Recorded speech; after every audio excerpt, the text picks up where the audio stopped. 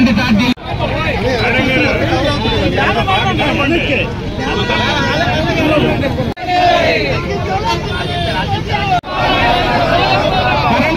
మాత్రం ఘోరం ఎస్సీ ఎస్టీలకు 200 విద్యుత్ వెంటనే అమలు చేయాలి. ఎస్సీ ఎస్టీలకు 200 విద్యుత్ వెంటనే అమలు చేయాలి. తక్షణమే గృహోడియాదారులపై 14,000 కోట్ల 4,000 రూపాయల విద్యుత్ భారం తగ్గించాలి.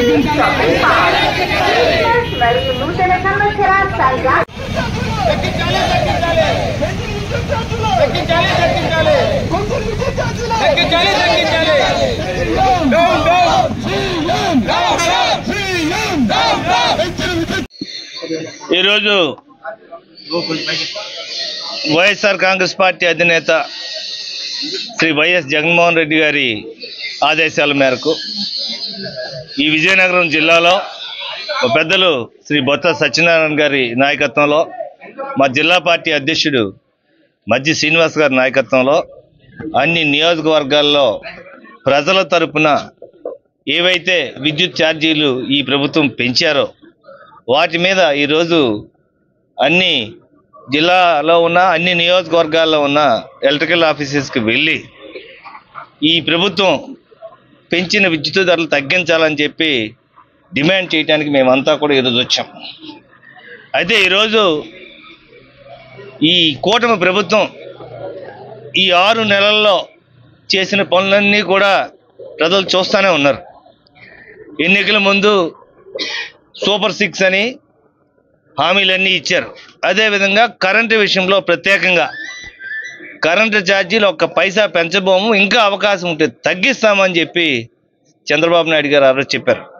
అయితే ఈరోజు ఈ విద్యుత్ ధరలన్నీ పెంచి సుమారుగా 15,000 కోట్ల రూపాయలు ఈ రాష్ట్ర ప్రజల మీద భారం పెట్టారు.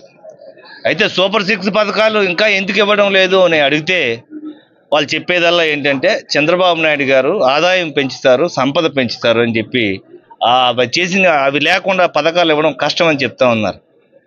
సో ఆదాయం పెంచడం, సంపద పెంచడం అంటే ప్రజలకైతే పథకాలు ఇవ్వాల్సింది పోయి ప్రజల మీద పన్నుల రూపంలో వాళ్ళ దగ్గరే డబ్బులు తీసుకుని ఆ డబ్బులతో పథకాలు ఇస్తారా అని అడుగుతా ఉన్నాం.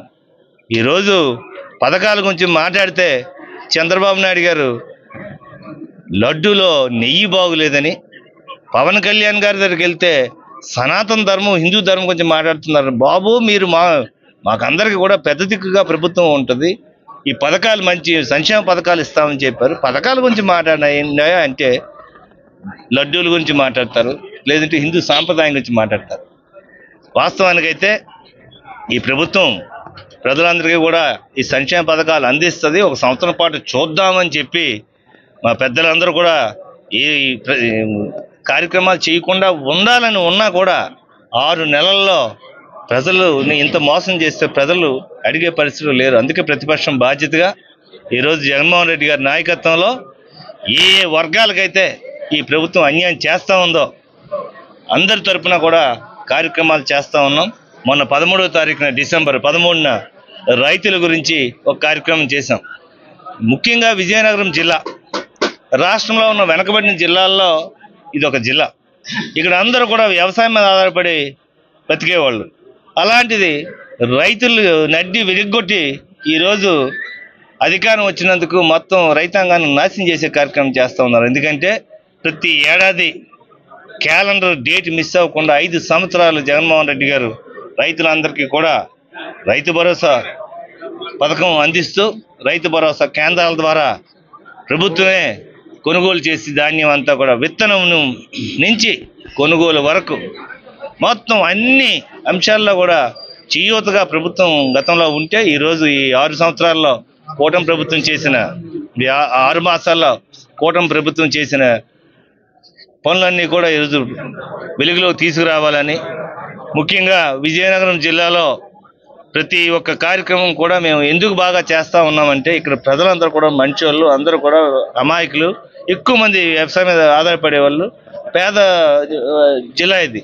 ఇలాంటి దగ్గర రేపు ఫీజు రీంబర్స్మెంట్ విషయంలో కూడా రేపు జనవరి 3వ తారీఖున అదో కార్యక్రమం కూడా చేస్తాం.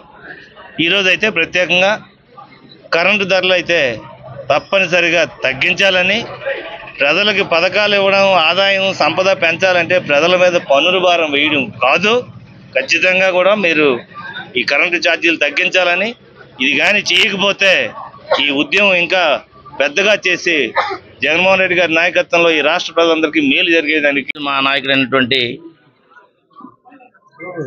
మాజీ ముఖ్యమంత్రి గారు వైఎస్ జగన్మోహన్ రెడ్డి గారి నాయకత్వంలో రాష్ట్రం అంతటా కూడా ఈ ప్రజలపైన చంద్రబాబు నాయుడు గారు మోపినటువంటి సుమారుగా